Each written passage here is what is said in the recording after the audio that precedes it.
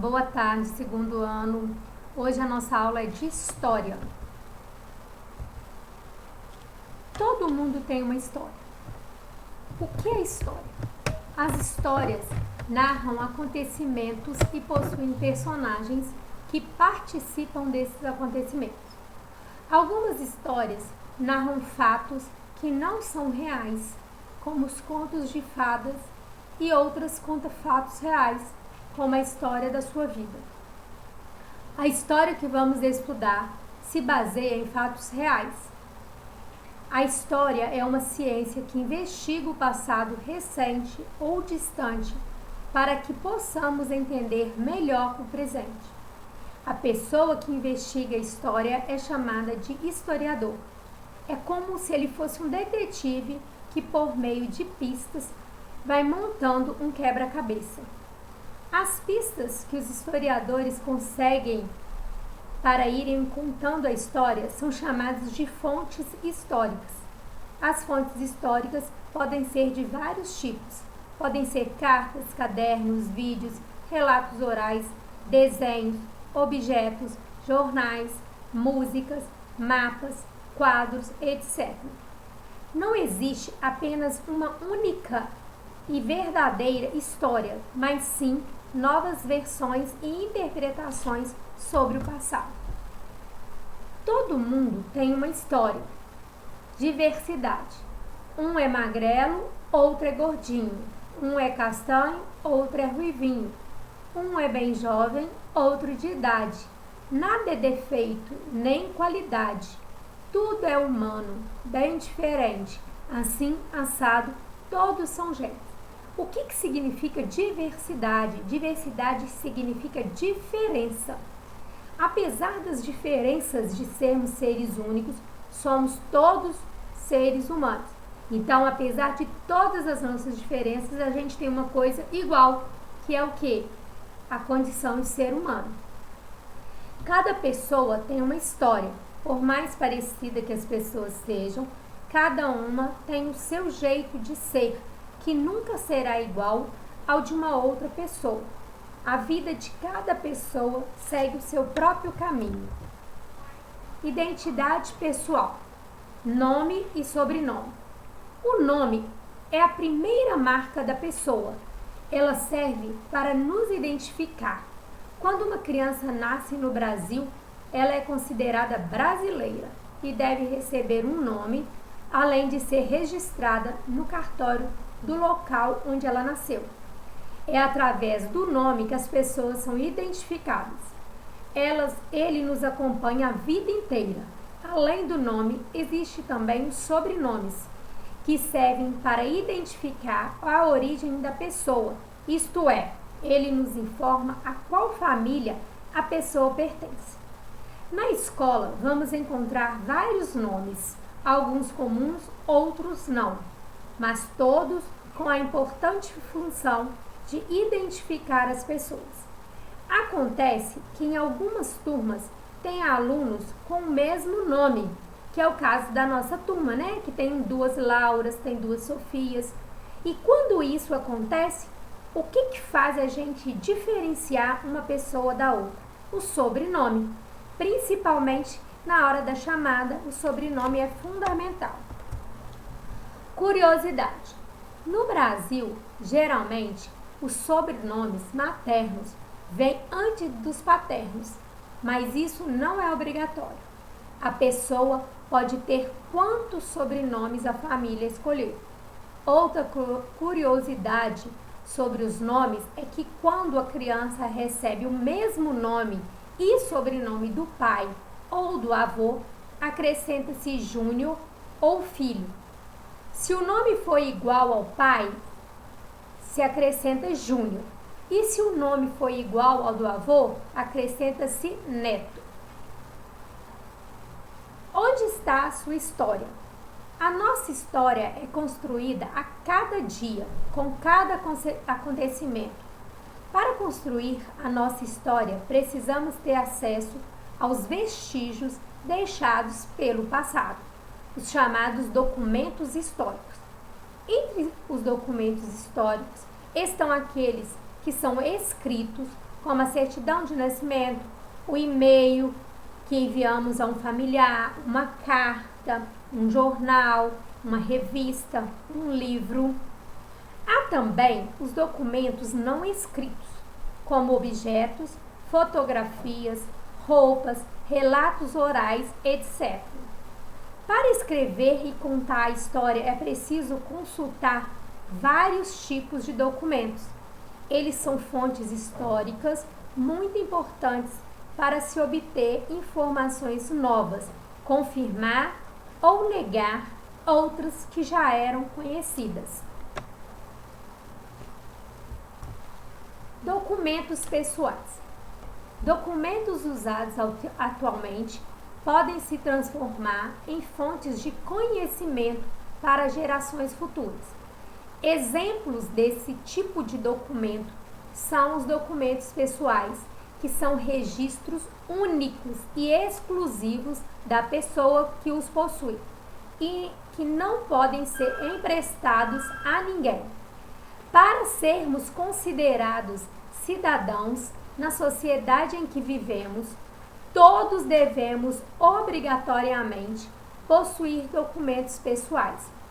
Por meio desses documentos, é possível identificar quem é você, seu nome completo, a família a qual pertence, quando você nasceu, além de outras informações. Aqui a gente tem de modelo uma carteira de identidade, o CPF, o título de eleitor e a certidão de nascimento. Lembrando, gente, que a certidão de nascimento é o primeiro documento que a gente tem e é a partir dele que a gente pode tirar os outros documentos. Você e o tempo. Você já percebeu como, com o passar do tempo, o mundo vai mudando, vai se transformando? Isso fica claro quando observamos, por exemplo, fotos antigas que nos mostram, entre outras mudanças, cortes de cabelo e roupas que hoje não são mais usadas. Quanto maior o espaço de tempo utilizado para fazer uma comparação entre dois períodos diferentes, maiores serão as mudanças identificadas.